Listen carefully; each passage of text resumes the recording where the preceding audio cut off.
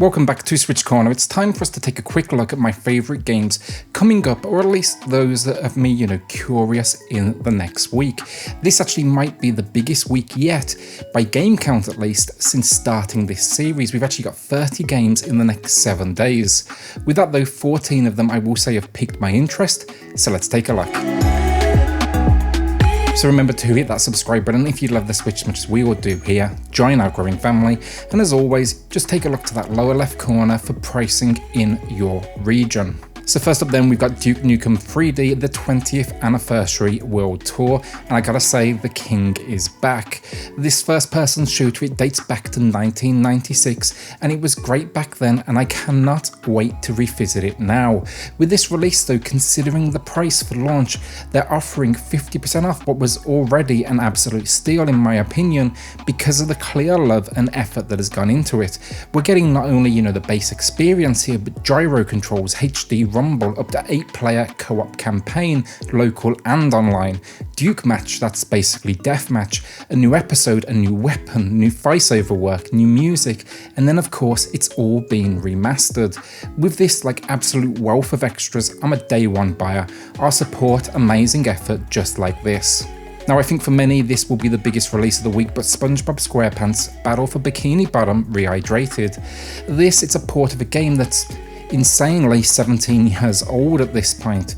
This one though, I think it's fair to say it's one of, if not the best game to have the name SpongeBob SquarePants grace its cover. Here expect a 3D platformer where you'll be collecting, platforming, and basically attacking your way through all of your favourite locations. The visuals here though, they look great. It looks like a lot of attention went into making sure, it felt very much like a 2020 experience, and respect I gotta say for the pricing too. They didn't try and, rob us by asking for AAA dollars. Really can't wait though to revisit and save Bikini Bottom from the evil plankton. It even has a new multiplayer horde mode and restored content. Alright, so want to save that bank account at least in getting started?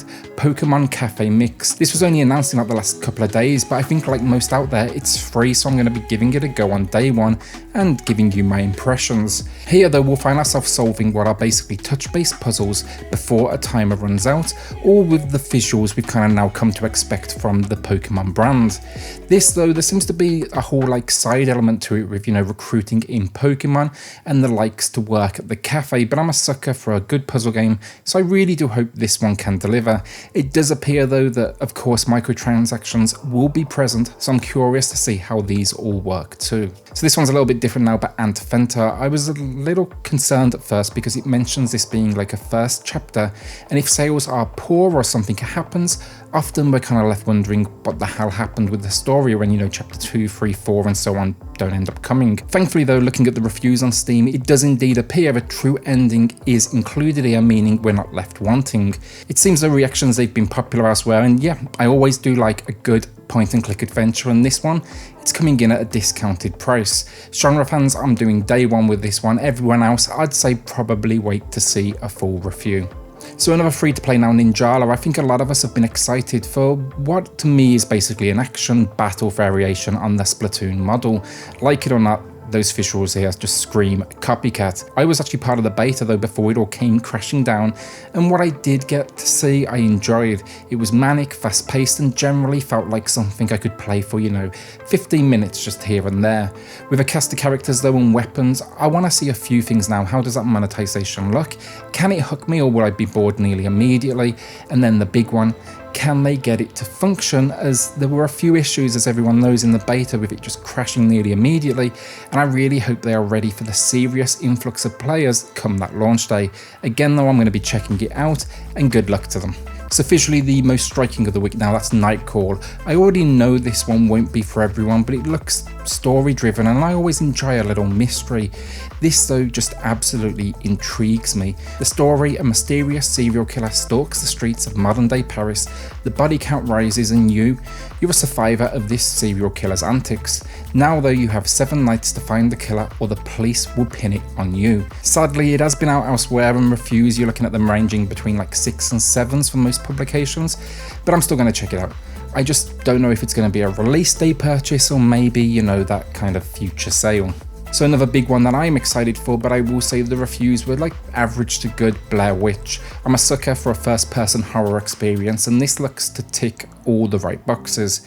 Here though, a young boy has disappeared and you take on the role of a former police officer who joins the search to help. The price point, a little questionable honestly, and the runtime may be 6 to 8 hours, so it's not the longest from what I'm reading. But you know, if you're a fan of horror, it's probably worth a look. If not, I'd definitely say wait for reviews and see how this port does. TOWAGA Among the Shadows now is an action shooter experience where the visuals just look so good. Gives it all this like comic book look. It's just extremely stylish in what seems to be a wave-based shooter. With 70 levels to tackle, 4 game modes and 100 unlockables, there's no question this thing has content. I'm just curious now if it can hold me over and not start to get repetitive, because the core concept seems to basically be aim and shoot, no movement outside of like a few flying locations that I've seen. From the screenshots as well, it looks like the environments you're within rarely change outside of like the background, the sky. I'm waiting on reviews for this one as the price honestly just feels a tiny bit high, but hopefully it can prove me wrong. So bike fans now will maybe just, you know, physics-based puzzle fans, urban, trial, tricky.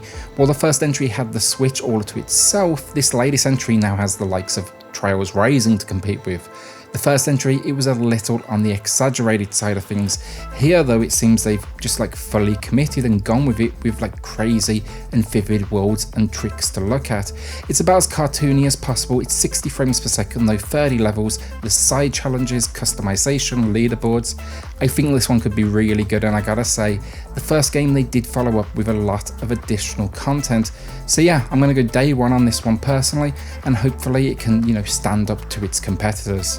So Brigandine, the Legend of Renercia, and I probably just butchered the name there, but it's the most expensive of the week, but will no doubt for the right audience give hundreds of hours of entertainment.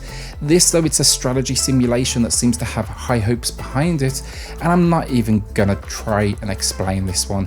The reason I'm giving this a shout out though, there's a free trial mode available where you can actually play 10 seasons, so it may be worth a look for strategy fans out there, and I think that is a fantastic way to hook people and just show them what they're getting into, especially with something that can be as deep as this. Tower of Time then, this one, it's combining classic RPG elements with tactical combat, and it seems the strategy side of things will take the focus.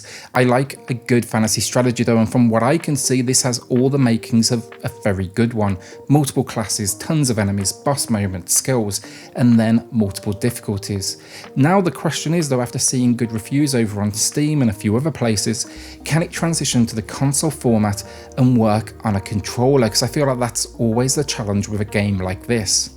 So here's a name I did not think I would be saying on the channel, but the YouTuber to rule them all, Mr. PewDiePie, coming in with a game about poop. That's right, Poop D Chapter 1.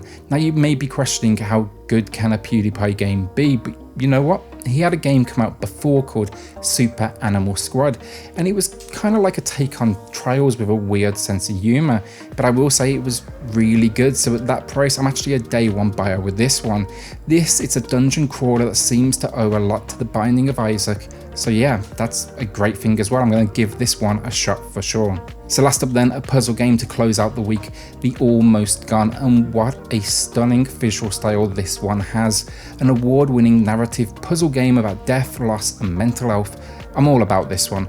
From what I can tell, we can expect an emotional storyline that's set over 5 chapters, all with like this diorama vibe.